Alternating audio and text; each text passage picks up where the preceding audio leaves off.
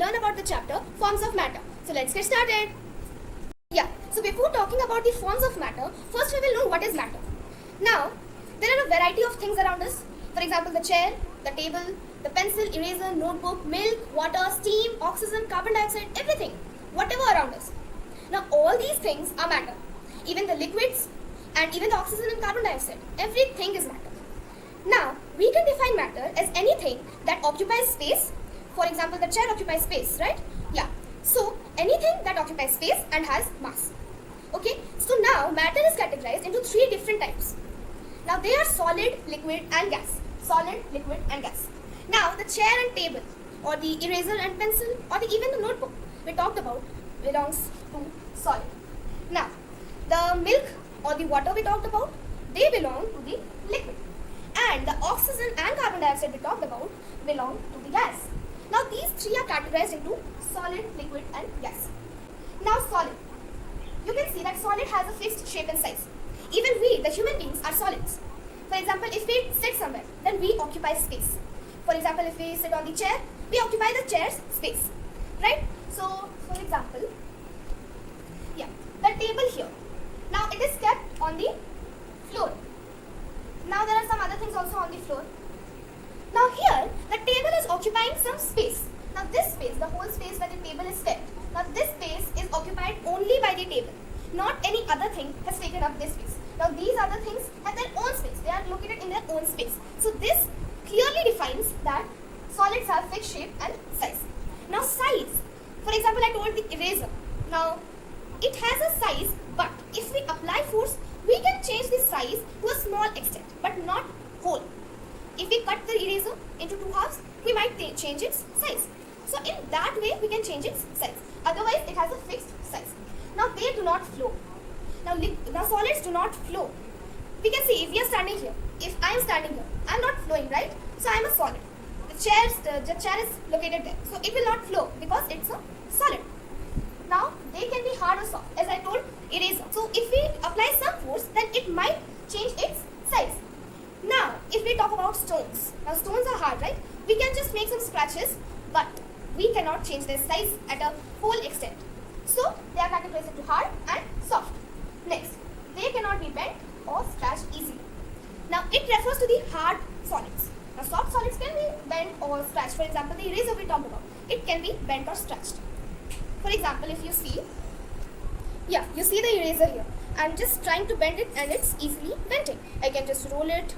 Even if I bring a knife and cut it, it will be easily being cut. But if you take this sketch pen, I will try so much hard, but still it will not bend. Why? Because it is a hard solid. Now, this is a hard solid and this is a soft solid. Now we will move further. We will move to the liquids. Now liquids do not have a fixed shape. For example, water, juice, milk. They are the most common liquids. Now they do not have a fixed shape, but if you pour them in a container, they will take the shape of that container. Think I have bought some water in a jug. Now if I will pour that water in a glass, now from that jug's shape, the water will change into the glass shape. So this clearly proves that they do not have a fixed shape, but still they take the shape of the container they are poured. Now they flow easily. Now when we just pour it, it will flow easily, right? Yes. Then they can be poured. Now it's the very common thing. Next, gas. Now gas, they are the most common thing, you know. Each and every moment of life, we are just alive because of the gas. Oxygen and carbon dioxide, the most important gases. It's the oxygen because of which we are alive. So it's very important, right? Now they do not have a fixed shape. It's the same thing, they do not have fixed shape. If they would have, then how would they come into our body? So this clearly proves that they do not have a fixed shape. Next, they fill up all space available to them. Now this will come in the category of balloons. Now if you blow balloons, all the space available to them is occupied. The gases occupy all the space available to them, and that's why the balloon blows up. Next, are colorless, hence they cannot be seen. They are colorless. Now air is everywhere, but we cannot see them. Why? Because colorless, and that's why we cannot see them.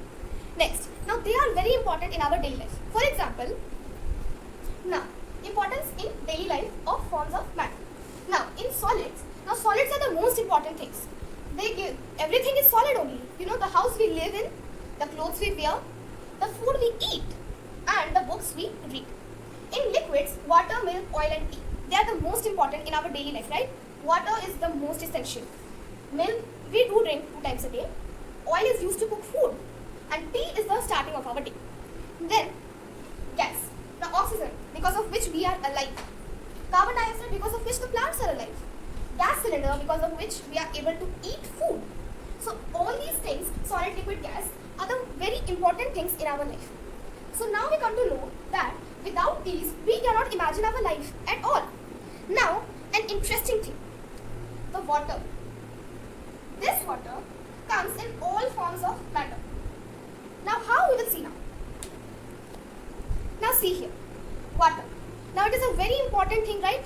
Now the speciality of water is it exists in all the 3 forms of matter. For example, ice. Now how ice is formed? We just keep some water in the ice tray and keep it in the refrigerator, and ice is formed in some hours. Next, water. Now it's the original form of water, right? Now steam or water vapor. It's a very interesting thing. When we heat water, something vapor-like substance or the steam comes up. Now if we close the lid of that container and open it after a few minutes, we'll see water droplets on the lid. Now what does it show? That steam is also a form of water. Now each and every matter is composed of more smaller particles called molecules. The molecules are arranged in a very particular manner. Like, now see the figures down. In this solid, which is the ice, the molecules are so tightly packed, and because of this, solids have a fixed shape and size. Now because these molecules are so consecuted and tightly packed, the solids are tight. Now in liquid, you can see the water. They are so far, not so, but still they are far away from each other, and because of which liquids do not have a fixed shape. See, so distance they have between them. That's why they do not have a fixed shape. But still take the shape of the container because there is not so distance. But in gas, there is a vast distance between the molecules. Here it is a little small, but there is a vast distance between the molecules in gas. That's why they do not have a fixed shape. Nor they have a specific type of volume. They take all the space available to them. So this is all about the forms of matter. Till then, bye bye and thanks for watching.